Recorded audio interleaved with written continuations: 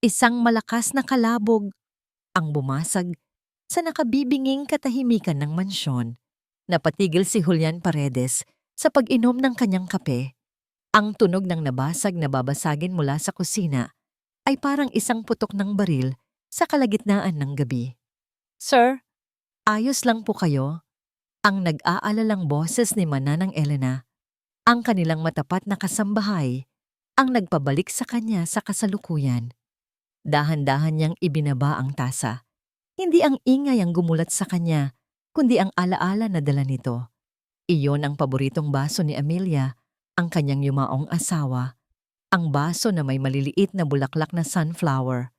"Ayos lang ako, Manang," sagot niya. Ngunit ang boses niya ay walang emosyon. Pakilinis na lang. Tumayo siya at lumayo sa mahabang hapagkainan na para lamang sa isang tao. Isang taon. Isang taon na ang nakalipas mula nang pumanaw si Amelia. Pero ang bigat sa kanyang dibdib ay parang bato na hindi matanggal. Ang bawat sulok ng malaking bahay na ito ay puno ng multo ng nakaraan. Ang tawa niya sa hardin, ang amoy ng kanyang pabango sa kanilang silid, ang init ng kanyang kamay. Ang katahimikan ng kanyang pinakamatinding kalaban. Dinala siya ng kanyang mga paa sa pasilyo, patungo sa isang pintuan na tila naging isang pader sa pagitan niya at ng kanyang sariling anak. Kumatok siya ng 3 beses. Mahina. Nag-aalangan. "Emma, anak?" Handa na ang pagkain. Walang sagot. Pinihit niya ang doorknob at dahan-dahang sumilip sa loob. Naroon si Emma, ang kanilang 8 taong gulang na anghel, nakatalikod sa pinto at nakaupo sa tabi ng bintana. Yakap-yakap nito ang isang litrato ni Amelia. Hindi man lang ito lumingon. Ang dating masayahin at bibo niyang anak ay naging isang anino. "Anak, kailangan mong kumain," pakiusap ni Julian, lumalapit. "Hindi magugustuhan ng mama mo na nagpapagutom ka. Busog po ako." Ang 2 salitang iyon, malamig at matabang, ay tumusok sa puso ni Julian. Araw-araw. Ganito sila araw-araw. Sinubukan na niya ang lahat. Mga laruan, mga bakasyon, mga psychologist. Pero ang pader sa pagitan nila ay mas lalo lang tumitibay. Paano niya aayusin ang puso ng kanyang anak kung ang sarili niyang puso ay durog pa rin? Bumalik siya sa sala, napaupo sa sofa at napahilamos sa kanyang muka. Isang kabiguan. Isa siyang mayamang negosyante, isang CEO na kayang-kayang patakbuhin ang isang malaking kumpanya, pero hindi niya magawang pagaanin ang loob ng sarili niyang anak. Sakto namang tumunog ang doorbell. "Ako na po, sir," sabi ni Manang Elena. Wala sa sariling tumango si Julian. Iniisip kung sino ang bibisita ng ganoon kaaga. Ilang sandali pa, bumalik si Manang Elena.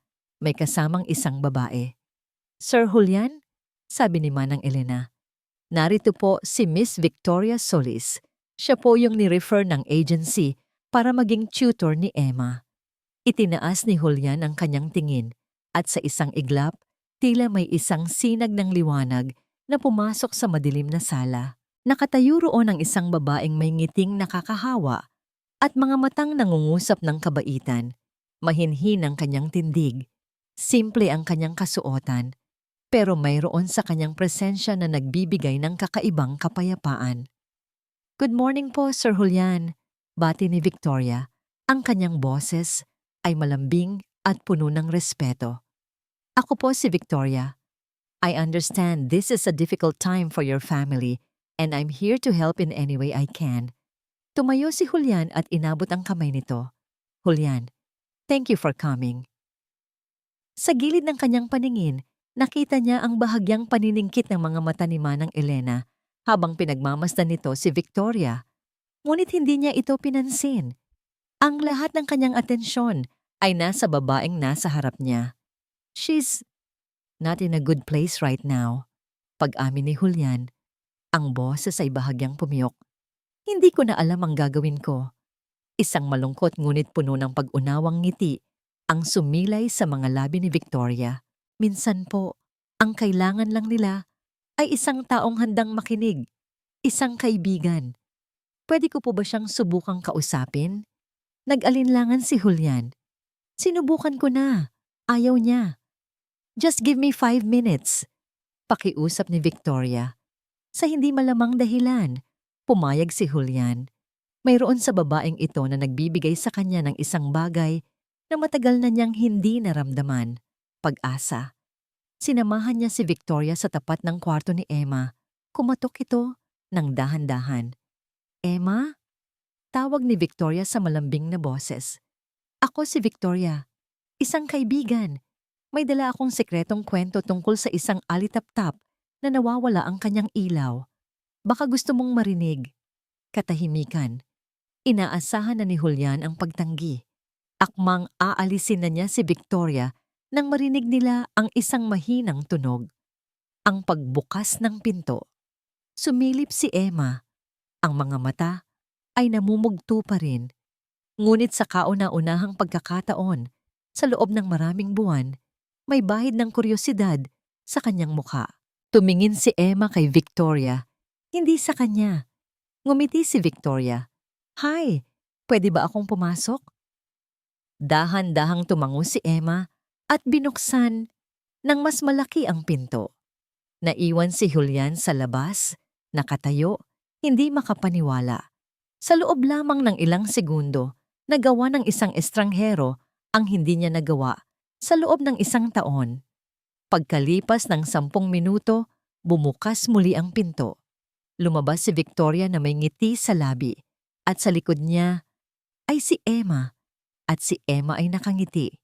Isang maliit, mahiyain, ngunit totoong ngangiti. Para kay Julian, ang sandaling iyon ay parang isang himala.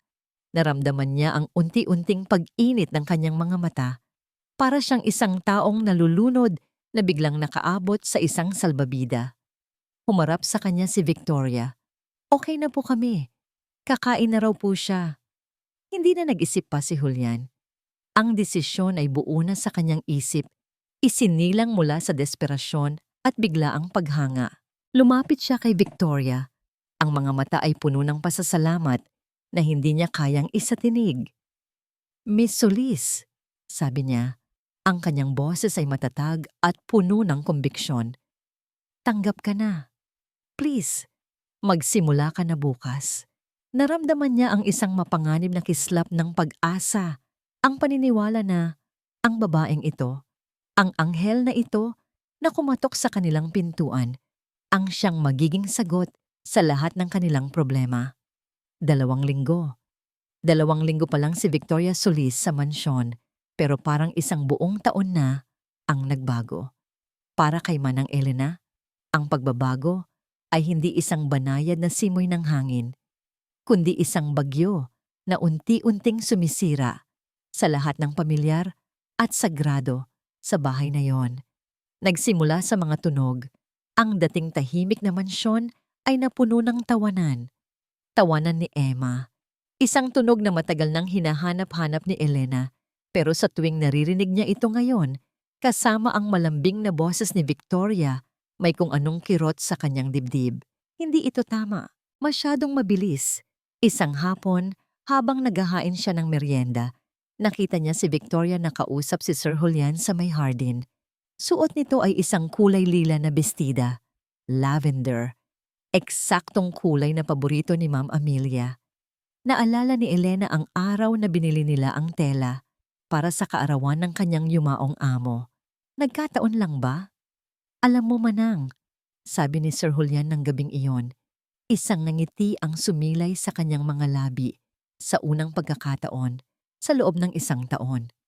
Si Victoria, naiintindihan niya ako. Ang mga pinagdaanan niya, hindi mo aakalain. Narinig ni Elena ang kwento kanina habang nagsaserve siya ng kape. Mga pira-pirasong salita. Ulila. Mag-isa sa buhay, itinaguyod ang sarili. Masyadong perpekto ang kwento. Parang isinulat sa isang libro para makuha ang awa at paghanga ng sino mang makakarinig. At si Sir Julian, sa kanyang kalungkutan, ay naniwala sa bawat salita. Pero ang pinakikinatatakutan ni Elena ay ang nangyayari kay Emma. Isang araw, naabutan niya si Victoria at si Emma sa maliit na altar kung saan nakalagay ang litrato ni Ma'am Amelia. Gumagawa sila ng isang card. "Tingnan niyo po, Manang Elena," masayang sabi ni Emma. "Para po kay Mama." Ngumiti si Elena. "Napakaganda, Emma. Siguradong matutuwa ang mama mo. Ito po ang ilalagay natin sa tabi ng picture niya," sabi ni Victoria sa malambing na boses bago lumingon kay Emma. "Pero alam mo, baby girl, para hindi ka na masyadong malungkot tuwing titingnan mo siya, baka gusto mong itago muna natin ang picture frame na ito sa cabinet. Itong card na lang muna ang iwan natin dito." Nanlamig si Elena. Pero iyon ang paboritong litrato ni Sir Julian. Hindi niya napigilang sabihin, ang litrato mula sa kanilang kasal. Ngumiti si Victoria sa kanya, isang ngiting hindi umabot sa mga mata nito. "Salamat sa paalala, Manang, pero ako na ang bahala. Ang mahalaga ay ang kapakanan ni Emma, hindi ba?" Tumingin si Emma sa kanya, pagkatapos ay kay Victoria, at dahan-dahang tumango. Sa mga mata ng bata, si Victoria na ang batas, at si Julian, nang makita ang bagong card sa altar, ay lalo lamang humanga sa paraan ni Victoria sa pagtulong kay Emma na mag-move on. Sinusubukan ni Victoria na burahin si Ma'am Amelia. Dahan-dahan, piraso bawat piraso. Kinagabihan, sinubukan ni Elena na bawiin ang kanyang pwesto. Nakita niyang nag-iisa si Emma sa sala, naglalaro. Umupo siya sa tabi nito. "Emma, apo," simula niya. "Naalala mo ba noong umulan ng malakas at nag-brown out? Kinwentuhan ka ng mama mo tungkol sa mga anito sa bundok para hindi ka matakot." Biglang sumulpot si Victoria mula sa kusina. May dalang dalawang baso ng ice cream. "Emma, tara, may naisip akong bagong laro. Mas masaya ito." Agad na tumayo si Emma. Ang interes sa kwento ni Elena ay biglang naglaho. Sumunod ito kay Victoria na parang isang tuta. Iniwan si Elena na nakaupo mag-isa. Ang mga salita ay naiwan sa hangin. Gabi na. Tapos na ang lahat ng gawain. Patay na ang mga ilaw. Maliban sa isa sa pasilyo. Tahimik na ulit ang bahay. Habang pinupunasan ni Elena ang mesa sa kusina, may narinig siyang boses mula sa terrace sa labas. Boses ni Victoria, nagsasalita sa kanyang cellphone. Pero iba ang boses na ito. Hindi ito malambing. Hindi ito mahinhin. Ito ay malamig, matigas, at puno ng kalkulasyon. "Oo, nasa akin na ang tiwala niya," sabi ni Victoria sa kausap. "Mabilis, di ba? Lahat ay ayon sa plano." Napatigil sa pagpunas si Elena. "Huwag kang mag-alala," patuloy ng boses. "Ang bata ang susi. Kapag nakuha mo na ang bata, susunod na ang lahat." Isang sandaling katahimikan. "Oo naman." Kumagat na ang isda. Nabitawan ni Manang Elena ang basahan. Ang mga salitang iyon ay tumatak sa kanyang isipan. Isang lason na kumalat sa buo niyang sistema. Lahat ng kanyang hinala, lahat ng kanyang takot ay nagkatotoo sa isang pangungusap. Hindi isang anghel ang pumasok sa kanilang tahanan. Isang mangangaso. At ang kanyang amo at ang batang si Emma ang puntirya. Para kay Julian, ang mga sumunod na linggo ay parang isang panaginip na unti-unting nagiging totoo. Ang bigat sa kanyang dibdib, ang batong matagal na niyang pinapasan ay tila gumaan. Ang mansyon na dati isang malamig na libingan ng mga alaala ay nagkaroon muli ng buhay.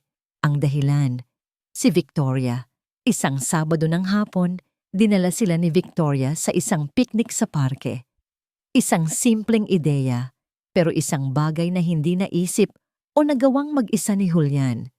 Habang nakaupo siya sa ilalim ng isang puno, pinanood niya si Emma at si Victoria na naghahabulan sa damuhan. Ang tawa ni Emma, malakas at walang pag-aalala, ay musika sa kanyang pandinig. Nakita niya kung paano inalalayan ni Victoria si Emma nang madapa ito, kung paano nito pinunasan ang dumi sa tuhod ng bata, at kung paano sila sabay na humalakhak. Sa sandaling iyon, hindi isang tutor at isang bata ang nakikita ni Julian. Nakikita niya ang isang pamilya, isang imahe na akala niya ay hindi na niya muling makikita, isang imahe na sumugat sa kanyang puso sa paraang sabay na masakit at masarap. Malaki ang naitulong mo sa kanya, sabi ni Julian kay Victoria nang pauwi na sila. Salamat. Ngumiti si Victoria, isang nangiting tila naglalaman ng lahat ng pag-unawa sa mundo. Masaya po ako na makitang masaya si Emma, at kayo rin po, sir. Nang gabing iyon, pagkatapos niyang ihatid si Emma sa kwarto nito, naabutan niya si Victoria sa sala, tahimik na nag-aayos ng mga libro. Ang katahimikan sa pagitan nila ay hindi na kagaya ng dati. Mayroon itong init, isang pakiramdam ng kapanatagan. Minsan, pag-amin ni Julian, ang boses niya ay halos isang bulong. Pakiramdam ko mag-isa na lang talaga ako sa bahay na to. Kahit na nandyan si Emma. Ang hirap. Hindi niya natapos ang sasabihin. Hindi niya kailangang tapusin. Lumapit si Victoria at marahang hinawakan ang kanyang braso. Isang simpleng haplos, pero parang 1,000 salita ng pagdamay. Hindi po kayo nag-iisa, Julian. Ito ang unang beses na tinawag siya nito sa kanyang unang pangalan. At sa halip na itama ito, hinayaan niya lang. Dahil sa sandaling iyon ang kailangan niya. Hindi ang sir. Kailangan niya ng isang taong nakakakita sa kanya, hindi bilang CEO, hindi bilang ama, kundi bilang isang lalaking nalulungkot. Habang nakatayo sila roon, napatingin si Julian sa hagdanan. Nakita niya si Manang Elena na nakatayo sa itaas, nakatingin sa kanila. Ang mukha ng matanda ay hindi mabasa, pero mabilis din itong umalis. Isinantabi ni Julian ang nakita. Marahil ay nag-aalala lang ito. Matanda na, masyadong tradisyonal. Ang mahalaga ay ang nararamdaman niya ngayon. At ang nakikita niyang kinabukasan. Isang kinabukasan kung saan si Emma ay patuloy na tumatawa. Isang kinabukasan kung saan hindi na siya umuuwi sa isang tahimik at malungkot na bahay. Isang kinabukasan kasama si Victoria. Ang desisyon ay nabuo sa kanyang puso nang walang pag-aalinlangan. Hindi ito produkto ng luhika, kundi ng isang desperadong pangangailangan. Kinabukasan, inaya niya si Victoria sa hardin, sa mismong lugar kung saan niya unang sinabihan si Amelia na mahal niya ito. Pinapitas niya ang hardinero ng pinakamagagandang rosas. Ang lahat ay perpekto. Victoria, simula niya, hawak ang mga kamay nito. Alam kong mabilis, alam kong hindi ka panipaniwala. Pero mula nang dumating ka, binigyan mo kami ng bagong buhay. Binalik mo ang nangiti ng anak ko at binalik mo ang pag-asa sa puso ko. Nakita niya ang pagkagulat sa mga mata ni Victoria. Mga matang nagsisimula nang mangilid ang mga luha. Lumuhod si Julian. Mula sa kanyang bulsa, kinuha niya ang isang maliit na kahon. Hindi ka lang isang tutor para kay Emma at hindi ka lang isang kaibigan para sa akin, sabi niya. Ang kanyang boses ay nanginginig sa tindi ng damdamin. Ikaw ang sagot sa mga panalangin ko. Victoria Solis, will you marry me? Tumulo ang mga luha ni Victoria. Mga luhang sa tingin ni Julian ay luha ng purong kaligayahan. Dahan-dahan itong tumango, hindi makapagsalita. Yes, bulong nito. Yes, Julian. Yes. Isinuot ni Julian ang singsing sa daliri nito at niyakap ito ng mahigpit. Sa wakas, ang bigat ay tuluyan nang nawala. Ang kanyang pamilya ay magiging buo muli. Mula sa bintana ng kusina, nakatayo si Manang Elena. Pinanood niya ang lahat. Hindi siya umiyak. Hindi siya sumigaw. Isang malamig na takot ang gumapang sa kanyang puso. Isang takot na kasing bigat ng yelo. Ang pangako ay nasilyado na. Ang pintuan ay naisara na. At alam niyang kailangan niyang humanap ng paraan Para wasakin ito bago mahuli ang lahat, ang singsing sa kanyang daliri ay kumikinang sa ilalim ng ilaw ng chandelier. Tinitigan ito ni Victoria sa salamin. Pinapaikot-ikot ang kanyang kamay. Ang diamante ay sumasayaw, isang simbolo ng kanyang tagumpay. Ang refleksyon niya ay hindi na lang si Victoria Solis, ang simpleng tutor. Ang nakikita niya ay ang magiging Mrs. Victoria Paredes, ang reyna. Isang matamis ngunit mapanuyang ngiti ang gumuhit sa kanyang mga labi. Napakadali. Masyadong madali. Ang isang lalaking wasak ang puso ay parang isang bukas na libro. Kailangan mo lang basahin kung ano ang gusto niyang marinig at ibigay ang mga pekeng emosyon na kanyang hinahanap. Dinala siya ng kanyang mga paa sa pasilyo patungo sa malaking painting ni Amelia na nakasabit sa dingding. Ang orihinal na reyna. Maganda, mahinhin, at ngayon, isang abo na lang, hinaplos niya ang salamin ng litrato. Talo ka, bulong niya sa kanyang isipan. Maganda ka nga, pero wala kang laban sa akin. Hindi mo nagawang panatilihin ang asawa mo. Ngayon, akin na ang lahat. Ang yaman niya, ang pangalan niya, at pati na ang anak mo. Kinaumagahan, sinimulan niya ang kanyang paghahari. Nakita niya ang hardinero na nag-aalaga sa mga puting rosas sa hardin. Ang mga paboritong bulaklak ni Amelia. Nilapitan niya ito. Mang Ruben, sabi niya sa pinakamalambing niyang boses, simula bukas, ayoko nang makita ang mga puting rosas na yan. Palitan niyo lahat ng pulang rosas. Mas masaya tingnan, hindi ba? Simbolo ng bagong pag-ibig, ng bagong simula. Nag-alinlangan ang matandang hardinero. Pero ma'am, paborito po ito ni Ma'am Amelia. At ako ang magiging bagong ma'am sa bahay na ito. Sagot ni Victoria, ang ngiti ay hindi pa rin nawawala. Ngunit ang kanyang mga mata ay nanlilisik. Naiintindihan mo, Mang Ruben? Mabilis na tumango ang hardinero. Walang nangahas na sumuway sa kanya. Pumasok siya sa sala at nakita si Manang Elena na pinupunasan ang isang maliit na music box na gawa sa kahoy. Ito yung music box na regalo ni Julian kay Amelia noong unang anibersaryo nila. Maingat po dyan, Ma'am Victoria. Sabi ni Manang Elena, ang boses ay puno ng paggalang ngunit may diin. Napakahalaga po niyan kay Ma'am Amelia. Kinuha ito ni Victoria mula sa mesa. Isang lumang kahon lang naman ito, Manang. Puro alikabok. May tugtog po yan. Alam ko. Putol ni Victoria. Panahon na para ilagay sa bodega ang mga lumang bagay. Maglalagay ako ng bago at mas magandang palamuti dito. Pero ma'am, hinarap siya ni Victoria. Ang ngiti ay tuluyan ng naglaho. Manang Elena, pakinggan mo ako. Ako na ang magiging may bahay dito. Ang mga desisyon ko ang masusunod. Kung gusto kong itapon ang lahat ng lumang gamit sa bahay na ito, gagawin ko. Malinaw ba? Napayuko si Manang Elena. Talunan. Opo, ma'am. Nang gabing iyon, sa hapunan, ipinakita ni Victoria kung gaano kalupit ang kanyang kapangyarihan. Habang nagsasandok ng kanin si Manang Elena, sa plato ni Julian, bigla siyang nagsalita.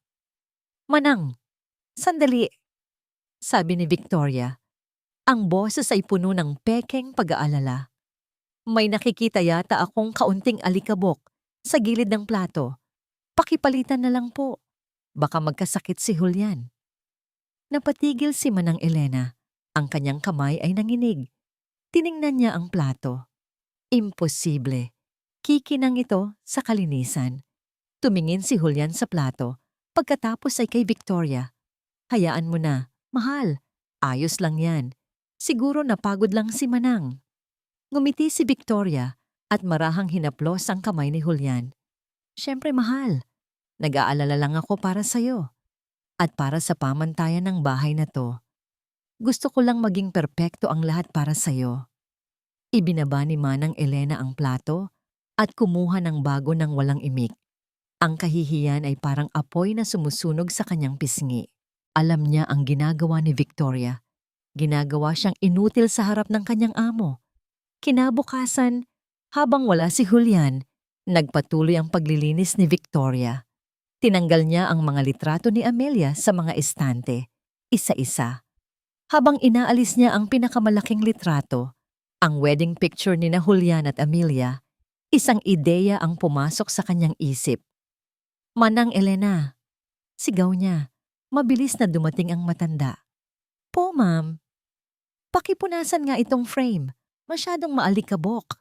Utos ni Victoria, hawak-hawak ang litrato. Habang inaabot ito ni Manang Elena, biglang nadulas ito sa kamay ni Victoria. Crash!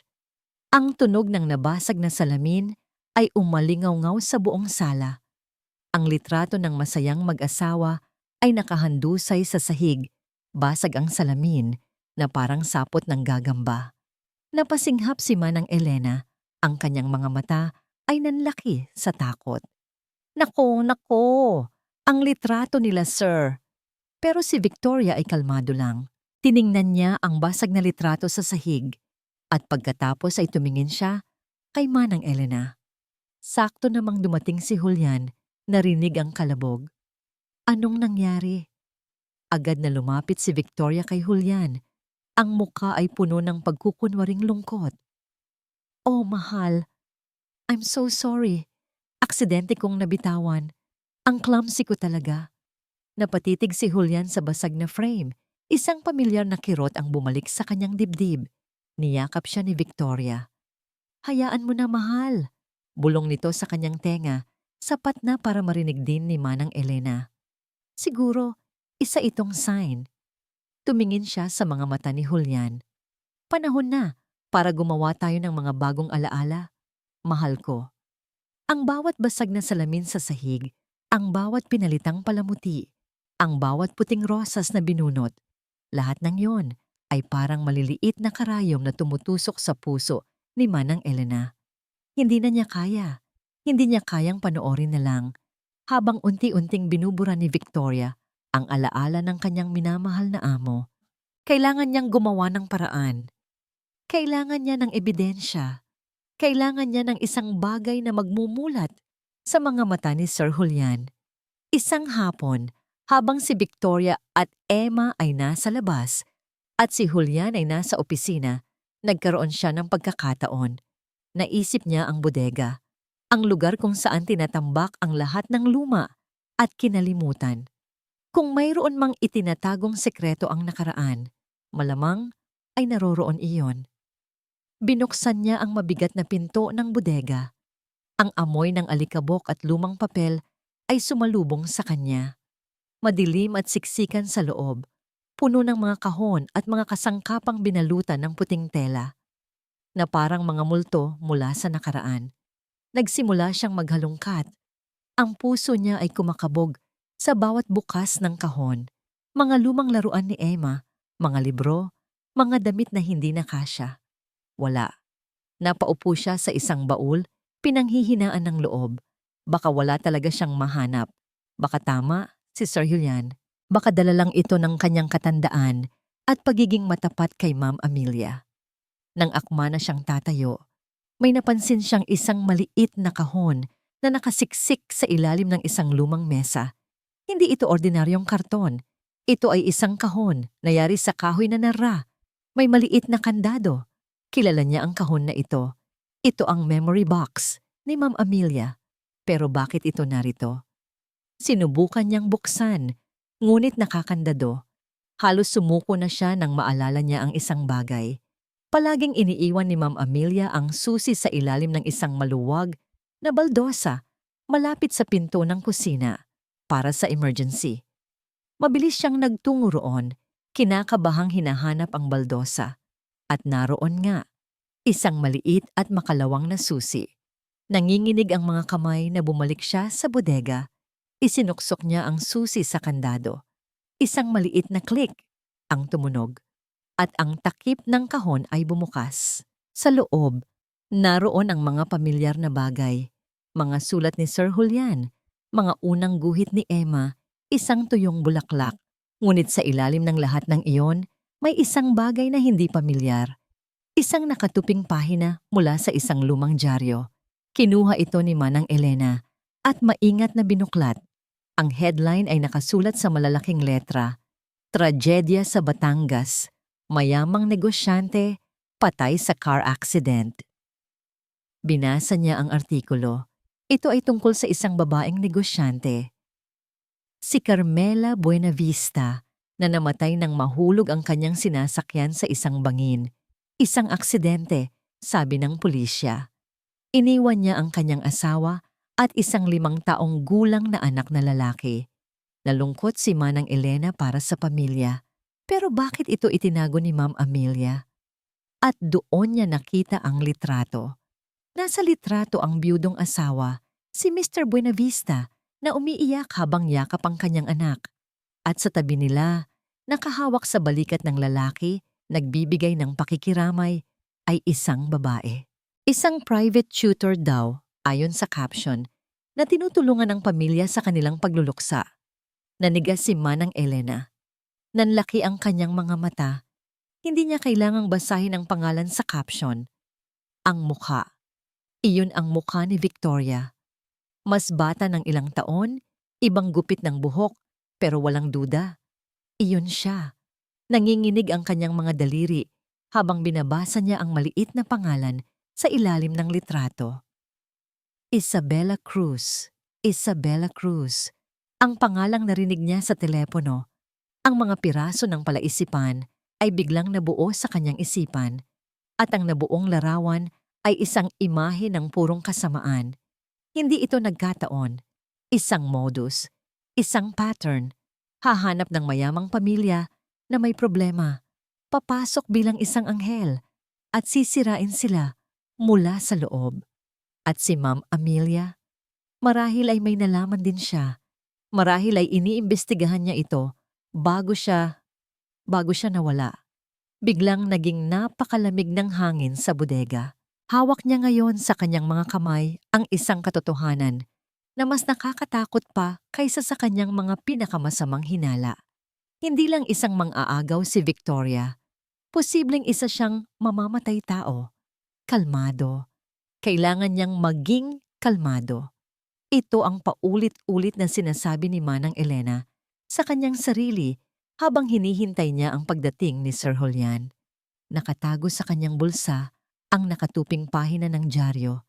Ang bigat nito ay parang isang piraso ng bakal. Narinig niya ang ugong ng sasakyan ni Julian sa garahe. Ito na. Huminga siya ng malalim. Pumasok si Julian sa bahay na may ngiti sa labi. Isang bagay na halos hindi na niya nakikita noon. Manang, nasaan si Victoria? Sir Julian, may kailangan po tayong pag-usapan, sabi ni Elena. Ang boses ay seryoso. Tayo lang po. Nawala ang nangiti ni Julian, napalitan ng pagtataka. Tungkol saan, Manang? May problema ba? Inilabas ni Elena ang dyaryo at inilatag sa mesa. Sir, tingnan niyo po ito. Nakita ko sa mga gamit ni Ma'am Amelia. Kinuha ito ni Julian. Ang kanyang mga kilay ay magkasalubong. Binasa niya ang headline at tiningnan ang litrato. Nakita niya ang pagkakahawig, ngunit umiling lang siya. Isang maliit at hindi siguradong iling. Manang, ano to? Isang lumang balita. Oo, kamukha niya pero... Sir, hindi lang po pagkakahawig. Giit ni Elena. Ang kanyang boses ay nagsisimula ng manginig. Pakinggan niyo po ako. Narinig ko siya sa telepono. May plano siya.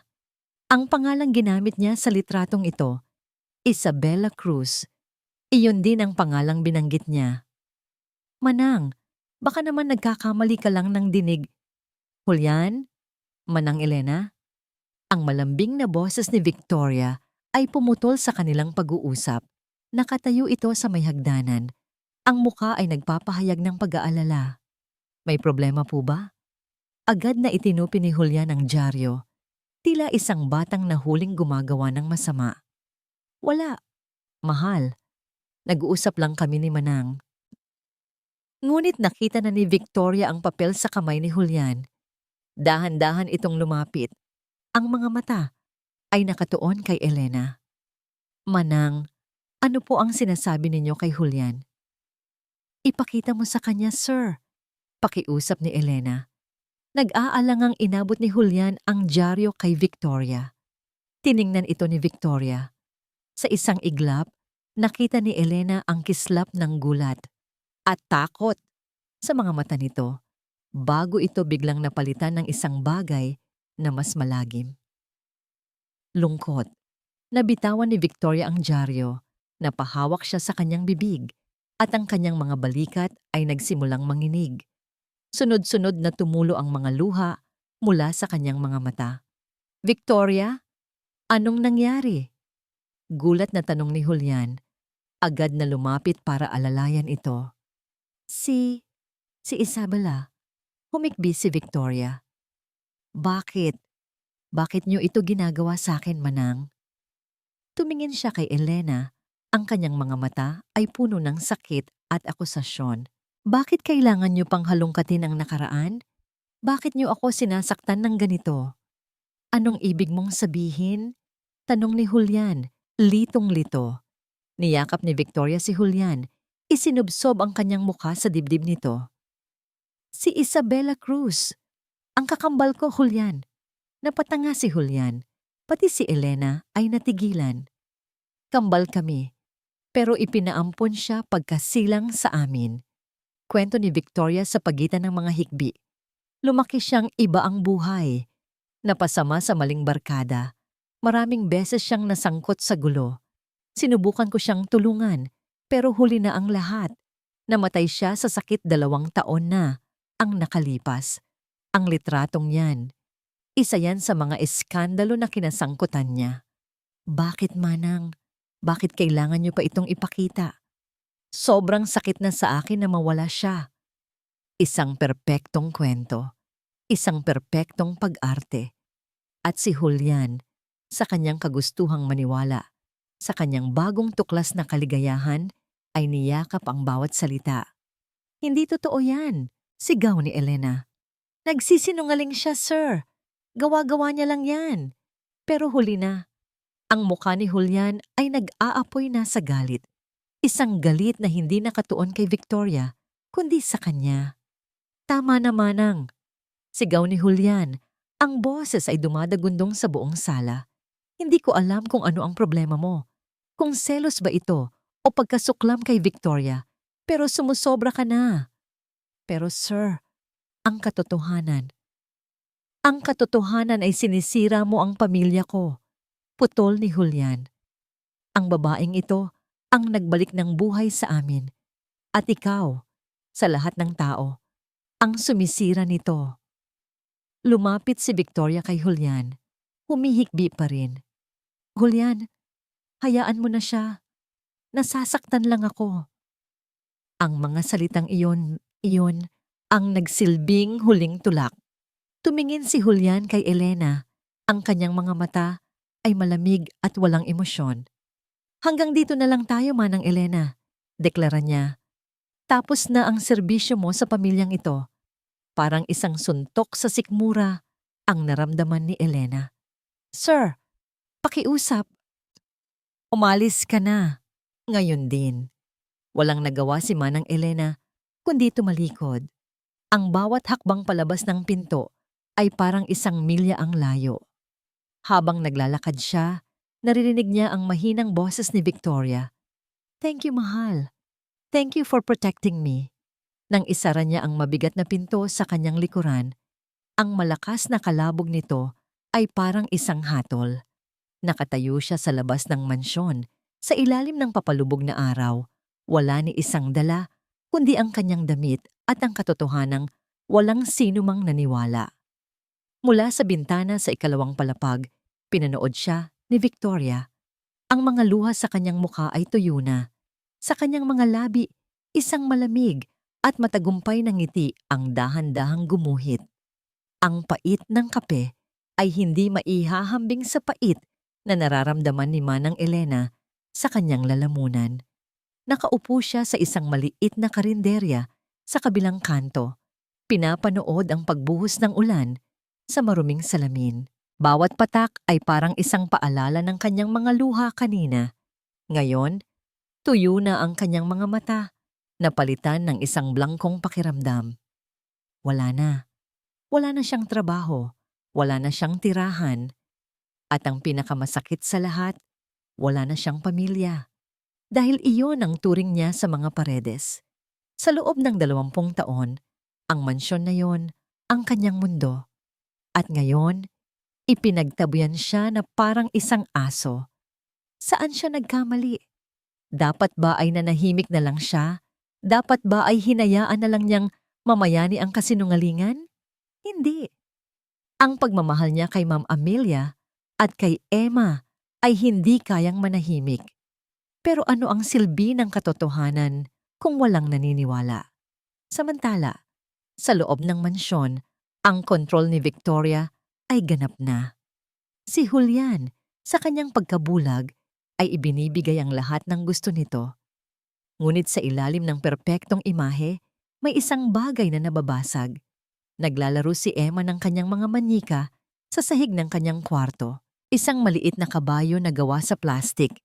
Ang paborito niya, regalo mula sa kanyang mama, ang aksidenteng natabig niya. Gumulong ito at bumagsak sa sahig. Isang maliit na piraso ng paa nito ang nabali. Nako! Bulong ni Emma, dinampot ang sirang laruan. Sakto namang pumasok si Victoria sa kwarto. Anong nangyari dyan? Tanong nito. Ang boses ay walang bahid ng lambing.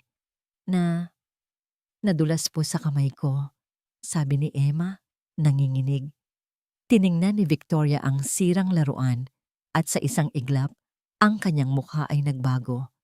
Ang maamong ngiti ay nawala, napalitan ng isang malamig at matalim na tingin. Isang tingin na puno ng inis.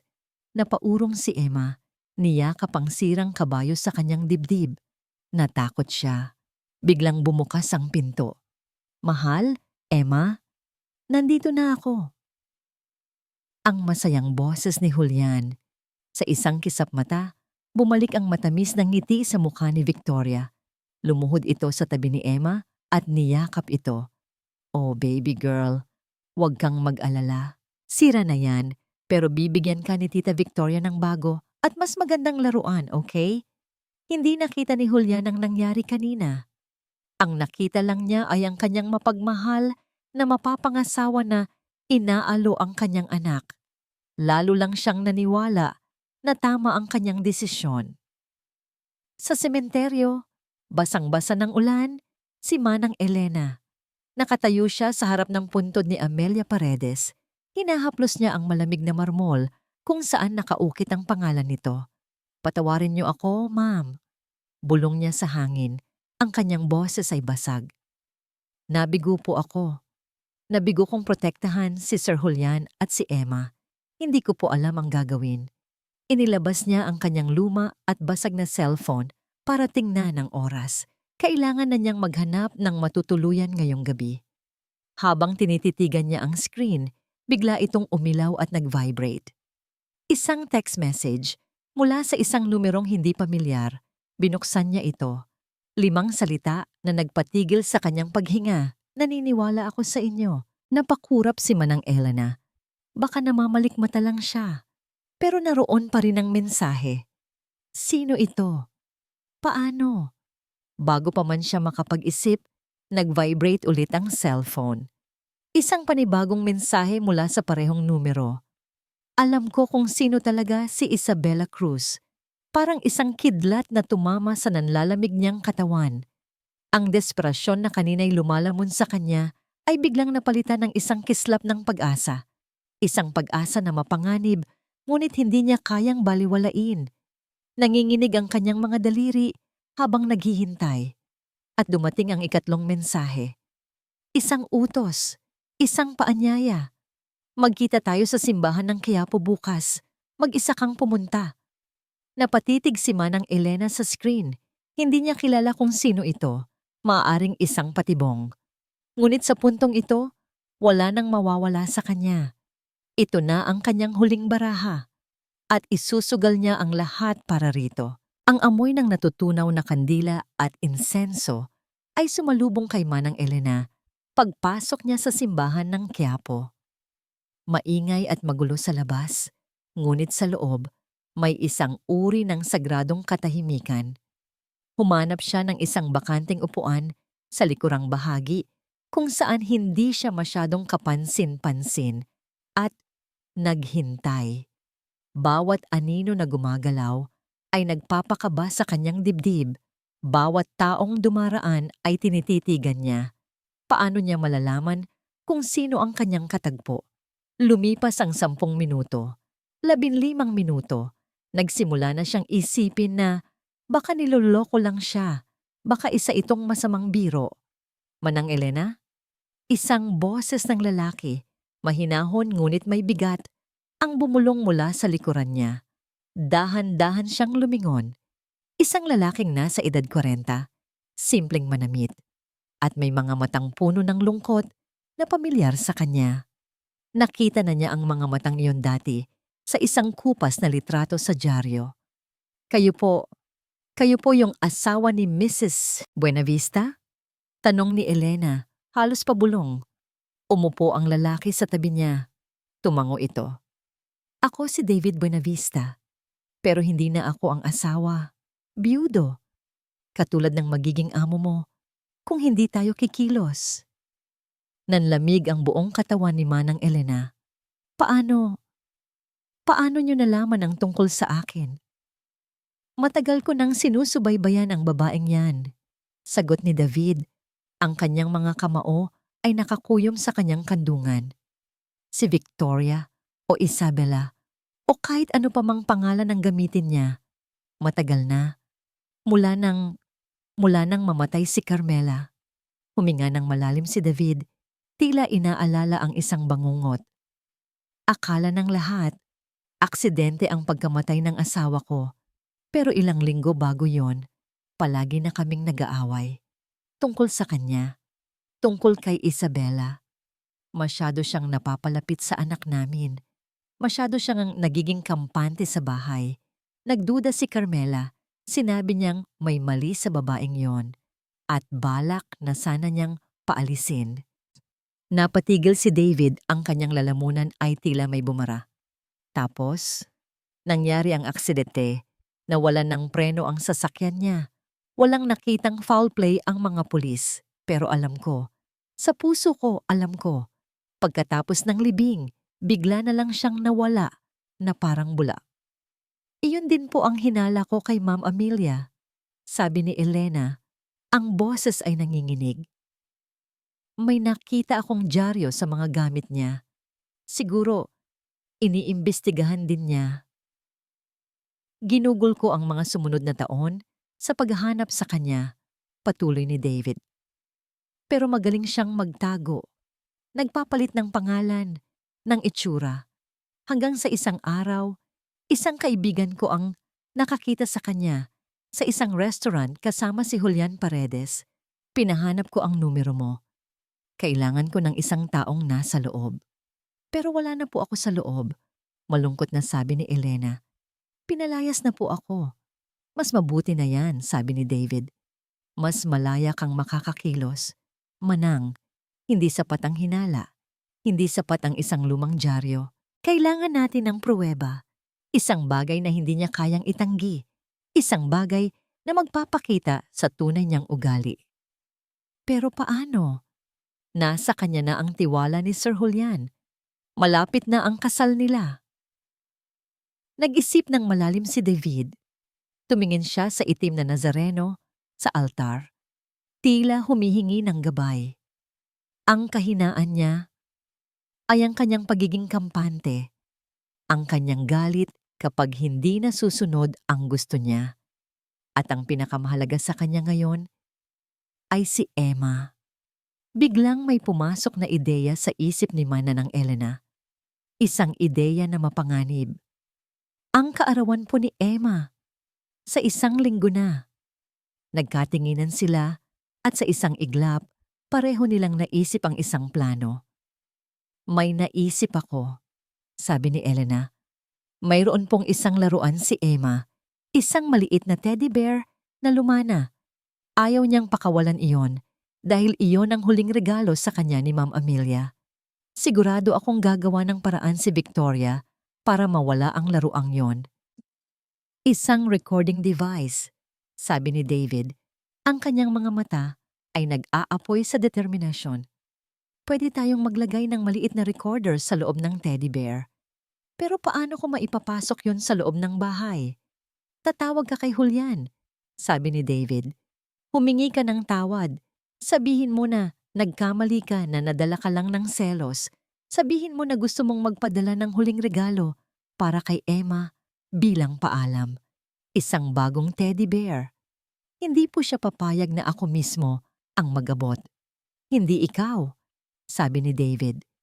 Ipapadala natin sa isang delivery service, isang regalong hindi niya matatanggihan, at sa loob ng regalong iyon, naroon ang ating patibong. Tumango si Manang Elena. Ang takot sa kanyang dibdib ay napalitan ng tapang. Hindi na siya nag-iisa. Gagawin ko, sabi niya, para kay Ma'am Amelia at para mailigtas si Emma. Sa loob ng simbahan, sa harap ng Diyos, dalawang kaluluwang sinaktan ng iisang demonyo ang gumawa ng isang mapanganib na kasunduan. Ang bitag ay ihahanda na. Ang himig ng masayang tugtugin ay sumasabay sa mahinang tawanan ng mga piling bisita.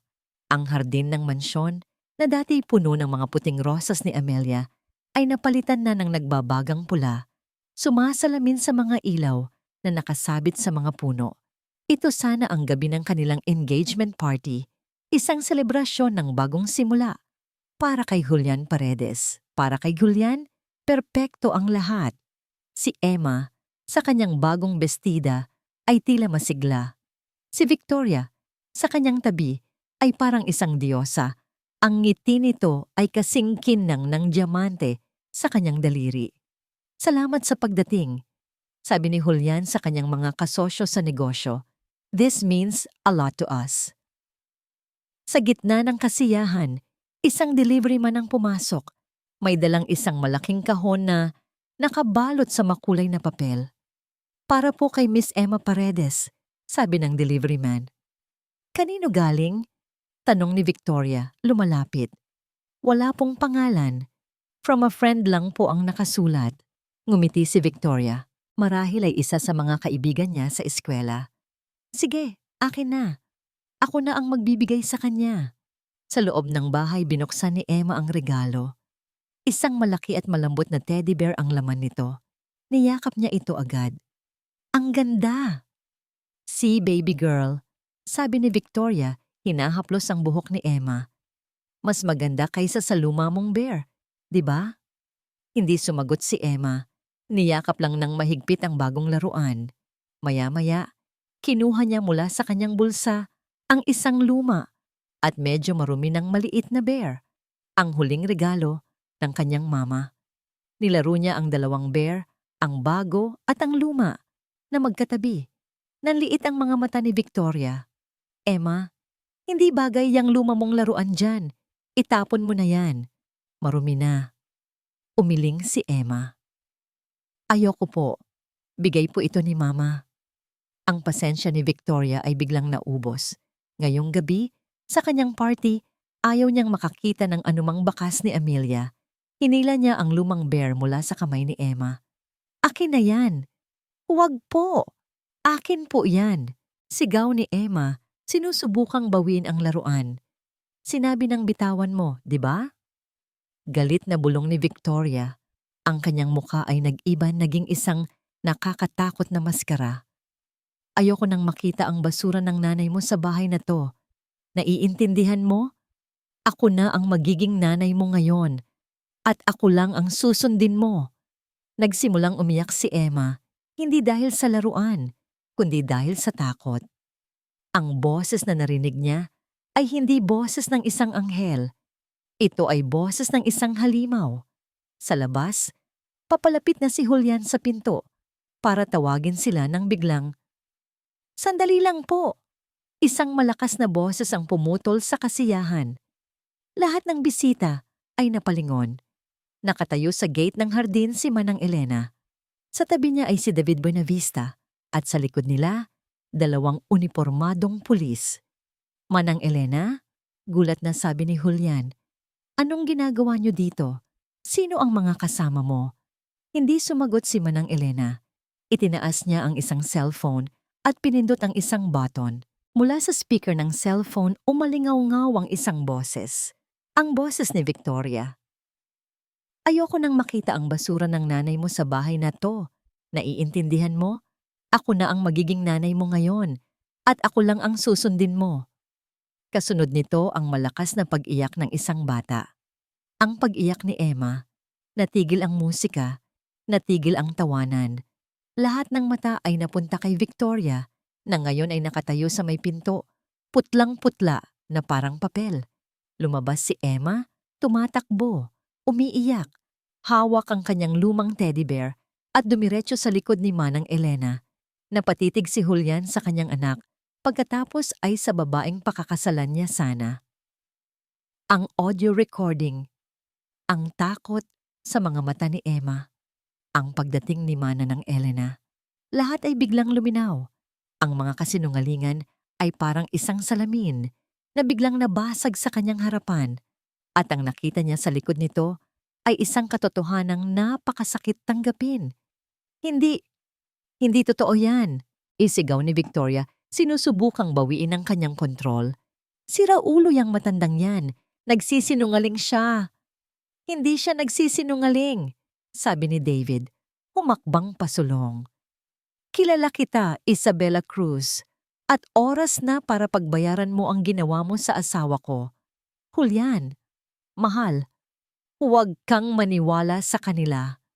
Pakiusap ni Victoria, ang kanyang boses ay puno ng desperasyon. Pakanalang nila ito para sirain tayo. Pero hindi na nakatingin si Julian sa kanya. Ang mga mata niya ay nakatuon kay Emma na nanginginig sa takot sa likod ni Manang Elena. Sa wakas, nakita niya ang lahat ng sinubukan niyang hindi pansinin. Lumapit ang mga pulis kay Victoria. "Victoria Solis, aka Isabella Cruz, inaaresto ka namin sa salang child abuse at sa ilalim ng investigasyon para sa kahina-hinalang pagkamatay ni Carmela Buenavista." Habang pinoposasan siya ng mga pulis, nagpumigla si Victoria. Tumingin siya ng diretso kay Julian. Ang kanyang mga mata ay nag-aapoy sa galit at pagkasuklam. "Kasalanan mo to," sigaw niya. Ang kanyang huling pagganap ay puno ng lason. "Kasalanan mo lahat ng ito. Ang kahinaan mo ang nag-imbita sa akin dito." Dinala na siya ng mga pulis palabas ng mansyon. Ang mga bisita ay naiwang tulala. Ang masayang party ay naging isang eksena ng krimen. Naiwan si Julian, nakatayo sa gitna ng lahat. Ang mundo niya ay gumuho sa pangalawang pagkakataon. Pero sa pagkakataong ito, alam niyang siya mismo ang may gawa. Pagkatapos umalis ng mga pulis at ng mga huling bisita, isang mabigat at nakabibinging katahimikan ang bumalot sa mansyon. Ang mga pulang rosas sa hardin ay tila mga saksi sa isang bangungot. Ang mga pagkain sa mesa ay hindi nagalaw. Ang engagement party ay naging isang libing. Ang libing ng mga kasinungalingan. Nakatayo si Julian sa gitna ng sala, hindi gumagalaw. Ang mga salita ni Victoria ay umuulit-ulit sa kanyang isipan. "Kasalanan mo lahat ng ito. Ang kahinaan mo ang nag-imbita sa akin dito." Totoo. Alam niyang totoo iyon. Hindi niya pinansin ang mga senyales. Ipinagtabuyan niya ang taong tunay na nagmamalasakit sa kanila. Ipinagpalit niya ang mahirap na proseso ng pagluluksa para sa isang mabilis at pekeng solusyon. Naging bulag siya, hindi dahil sa pag-ibig, kundi dahil sa takot. Takot na harapin ang sarili niyang sakit at ang sakit ng kanyang anak. Dahan-dahan, umakyat siya sa hagdanan. Ang bawat hakbang ay parang mas mabigat kaysa sa nauna. Tumigil siya sa tapat ng kwarto ni Emma. Ang pinto ay bahagyang nakaawang. Sumilip siya sa loob. Nakaupo sa kama si Emma. Yakap-yakap ang kanyang luma at bagong teddy bear. Sa tabi niya, si Manang Elena. Marahang hinahaplos ang buhok ng bata habang kinakantahan ito ng isang lumang oyayi. Sa wakas, pagkatapos ng 1 taon, naramdaman ni Julian ang bigat ng kanyang pagiging ama. Hindi pera, hindi mga laruan, hindi isang bagong ina ang kailangan ni Emma. Ang kailangan ni Emma ay siya. Kumatok siya ng marahan at pumasok sa loob. Tumingin sa kanya si Manang Elena. Ang mga mata nito ay hindi nagpapakita ng galit o panunumbat, kundi ng pag-unawa. Umupo si Julian sa kabilang gilid ng kama. Napatingin sa kanya si Emma. Ang mga mata ay namumugto pa rin, ngunit wala na ang takot. Emma, simula ni Julian, ang kanyang boses ay garalgal at puno ng pagsisisi. Anak, patawarin mo si Papa. Umiling si Emma. Hindi, patuloy ni Julian. Pinipigilan ang sariling mga luha. Kailangan mong marinig to. Patawarin mo ako. Hindi dahil sa pinaniwalaan ko si Tita Victoria. Patawarin mo ako. Dahil hindi ako naging papa para sa'yo. Iniwan kitang mag-isa sa kalungkutan mo dahil hindi ko kayang harapin ang sarili kong lungkot. At iyon ang pinakamalaki kong pagkakamali. Hindi niya napigilan ang isang butil ng luha na pumatak sa kanyang pisngi. Pangako anak, simula ang ngayon, hindi ka na ulit mag-iisa. Haharapin natin ito ng magkasama. Dahan-dahan, binitawan ni Emma ang kanyang mga laruan. Gumapang siya palapit sa kanyang ama at sa unang pagkakataon sa loob ng 1 taon, niyakap niya ito ng mahigpit. Sa yakap na yon, gumuho ang lahat ng pader na kanilang itinayo. Umiyak si Julian, hindi na dahil sa sakit ng pagkawala, kundi dahil sa sakit ng pagsisisi at sa tamis ng pagpapatawad. Niyakap din sila ni Manang Elena, at sa sandaling iyon, ang 3 taong sinira ng trahedya at panlilinlang ay nagsimulang maging isang pamilya muli. Kinabukasan, ang unang ginawa ni Julian ay formal na hilingin kay Manang Elena na manatili. Hindi bilang kasambahay, kundi bilang bahagi ng kanilang pamilya, ang kanilang taga-alaga at lola. Sumunod, tinawag niya si Mang Ruben.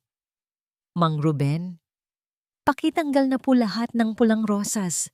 Itanim niyo pong muli ang mga puting rosas ni Amelia. Magkasama nilang nilinis ang bahay. Ibinaba nila ang mga bagong palamuti ni Victoria at isa-isang ibinalik ang mga litrato ni Amelia sa kanilang mga pwesto. Hindi na ito masakit tingnan. Ang mga litrato ay hindi na isang paalala ng kawalan, kundi isang selebrasyon ng pagmamahal na minsan ay naroon. Isang hapon, ilang linggo pagkatapos ng insidente, nakaupo si Julian at Emma sa hardin. Pinapanood ang mga bagong usbong ng puting rosas. Papa, tawag ni Emma. Kamusta na po si Victoria? Huminga ng malalim si Julian. Nasa kulungan na siya anak at mananatili siya roon ng matagal. Hindi na niya masasaktan ng kahit sino pa. Tumango si Emma. Pagkatapos ng ilang sandali ng katahimikan, muli siyang nagsalita. Papa, paano po kung may ibang mga bata na katulad ko? Na may masamang tao na darating sa kanila? Tumingin si Julian sa kanyang anak, sa kanyang matalino at matapang na anak, at isang ideya ang nabuo sa kanyang isipan. Isang paraan para gawing isang bagay na makabuluhan ang kanilang pinagdaanan. Gagawa tayo ng paraan para tulungan sila. Sabi ni Julian, isang bagong determinasyon ang nabubuhay sa kanyang puso.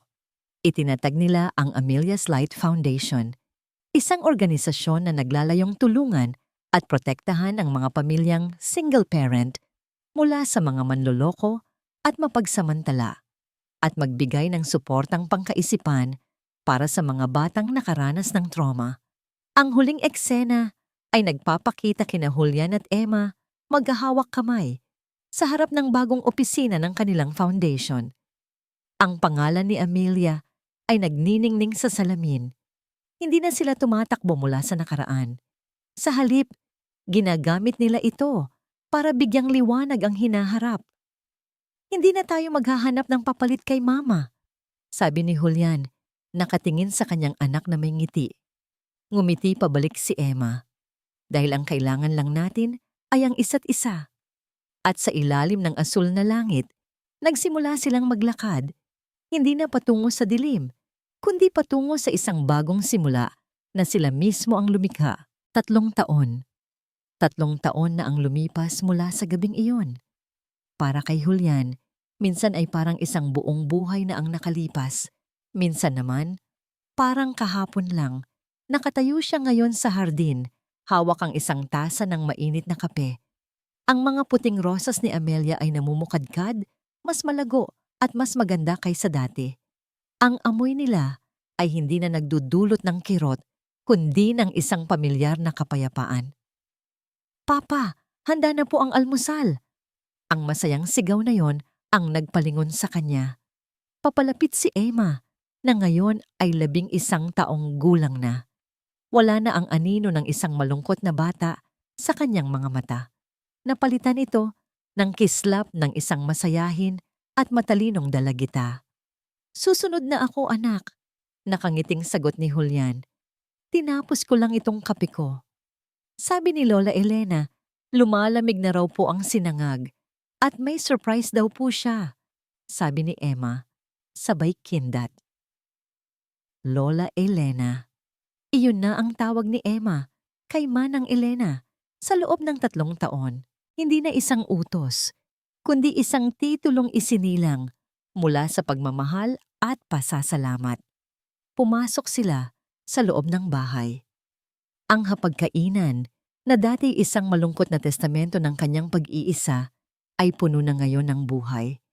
Naroon si Manang Elena, abala sa pag-aayos ng mga plato, isang tunay na lola sa kanyang sariling kaharian.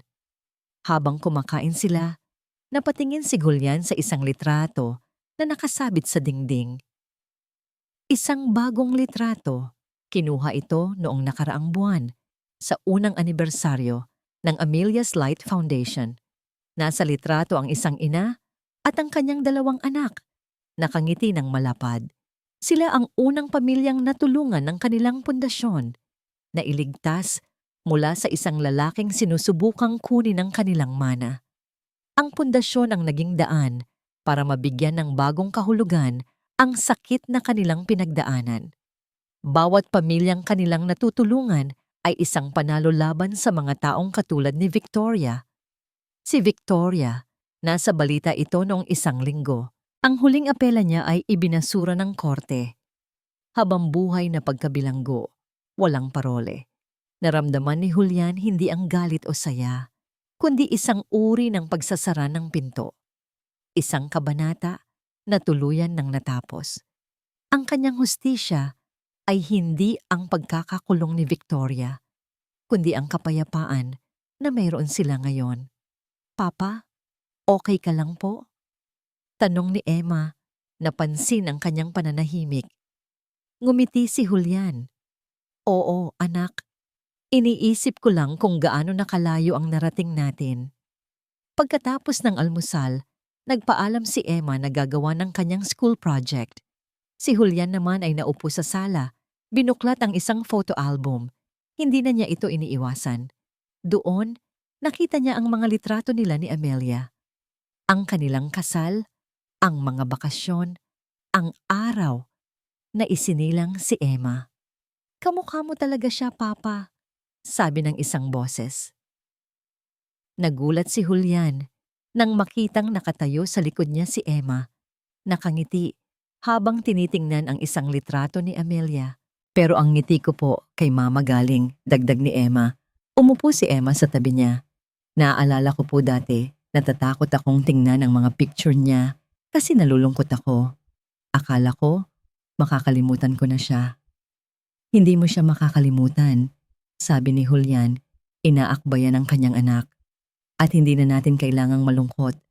Pwede na natin siyang alalahanin ng masaya. Dahil ang pagmamahal niya ang nagpatibay sa atin." Tumingin si Emma sa kanya. Ang kanyang mga mata ay puno ng pag-unawa na higit pa sa kanyang edad. "Mahal kita, Papa." Mahal na mahal din kita, anak. Sagot ni Julian.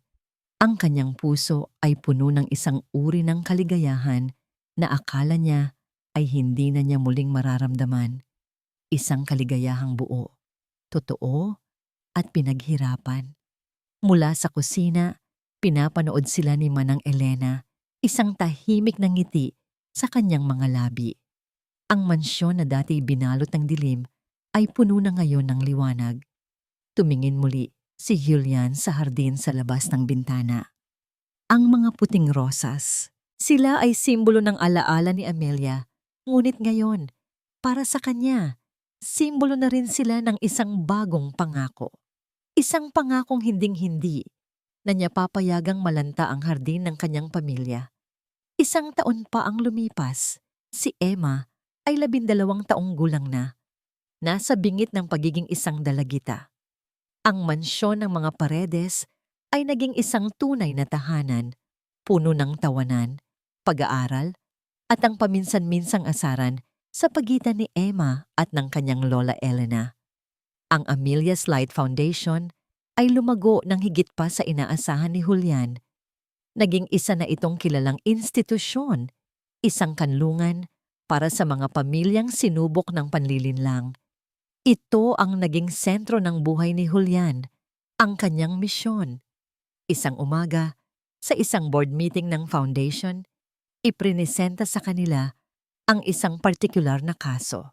Isang batang lalaki, 8 taong gulang, na tuluyang tumigil sa pagsasalita matapos masaksihan ang panloloko at emosyonal na pang-aabuso sa kanyang ina ng isang bagong nobyo. Ang kaso ay masalimuot at nangangailangan ng isang espesyalista. Mayroon akong irerekomenda, sabi ng isa sa mga social worker. Si Dr. Althea Reyes, isa siyang child psychologist na dalubhasa sa trauma. Pero mahirap siyang kunin, puno palagi ang schedule niya. Subukan natin. Walang alinlangan na sabi ni Julian. Para sa bata, susubukan natin ang lahat. Nang hapong yon, nagtungo si Julian sa isang maliit na klinika sa Quezon City. Simple lang ang lugar, malayo sa karangyaan na kanyang kinasanayan, ngunit mayroon itong pakiramdam ng kapayapaan. Nang tawagin ang kanyang pangalan, pumasok siya sa isang opisina na puno ng mga libro at mga drawing ng mga bata. At sa likod ng mesa, nakaupo ang isang babaeng hindi niya inaasahan. Si Dr. Althea Reyes ay hindi katulad ng mga babaeng karaniwan niyang nakakasalamuha sa mundo ng negosyo. Simple lang ang kanyang ayos, nakapusod ang kanyang buhok, at may suot na salamin. Ngunit nang itaas niya ang kanyang tingin, nakita ni Julian ang isang pares ng mga matang puno ng talino at, higit sa lahat, ng tunay na pag-unawa. Mr. Paredes, bati nito, ang boses ay kalmado at professional. Please have a seat. I've read the case file you sent. It's heavy. Nagsimula silang mag-usap. Inilahad ni Julian ang mga detalye, ang misyon ng kanilang foundation.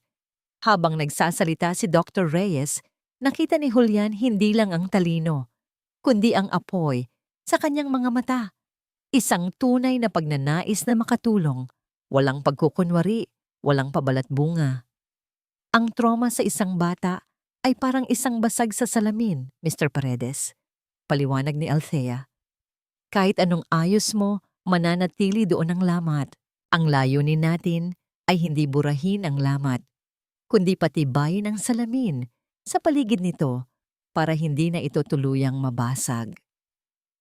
Sa unang pagkakataon sa loob ng maraming taon, naramdaman ni Julian na may isang taong nakakaunawa sa pinagdaanan ng kanyang anak.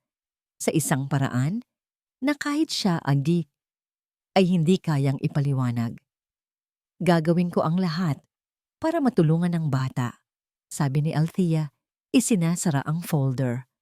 At humahanga ako sa ginagawa ng inyong foundation, Mr. Paredes. You turned your pain into a purpose.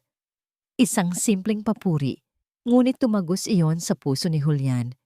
Pagkatapos ng kanilang pag-uusap, habang naglalakad, pabalik sa kanyang sasakyan, naramdaman ni Julian ang isang bagay na kakaiba, isang gaan sa kanyang dibdib na hindi niya naramdaman noon. Naisip niya ang ngiti ni Althea nang banggitin nito ang pag-asa para sa bata.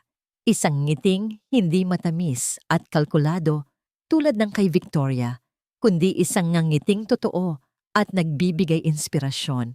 Nang gabing iyon, pagkatapos niyang magbasa ng kwento para kay Emma, napadaan siya sa sala. Tinitigan niya ang litrato ni Amelia na nakasabit sa dingding. Dati, ang pagtingin dito ay nagdudulot ng halo-halong emosyon, pagmamahal, pangungulila, pagsisisi. Ngunit ngayong gabi, iba. Ngumiti siya sa litrato. Nakakilala ako ng isang taong katulad mo, Amelia. Bulong niya sa kanyang isipan. Isang taong may pusong tumutulong sa iba. Walang naramdaman si Julian na pagkakasala.